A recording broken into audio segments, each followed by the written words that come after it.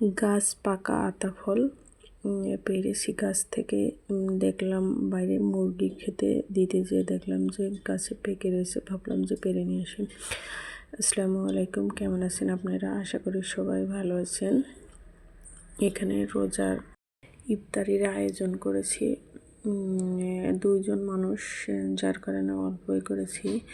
আর ধীরে ধীরে রোজার ভিতরে আসলে খাওয়া যায় না, আর গ্যাস্ট্রিকের সমস্যা হচ্ছে, সেই জন্য ভাবলাম যে অল্প করে এখানে শরবত গুলিয়েছি গুড়ের, আর চিয়া সিড, খেজুর, আর এক ডেজার্ট করেছি।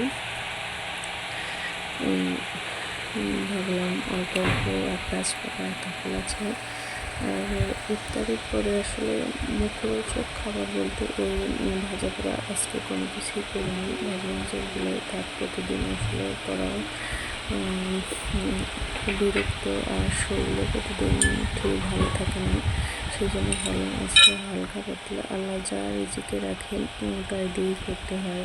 আসলে এইটাই অনেকে পাচ্ছে, অনেকে পাচ্ছে না। আমরা এত খাবার খাচ্ছি, আবার নষ্ট করছি। আল্লাহ সবাইকেই তো আর এত খাবার খেতে দিচ্ছে।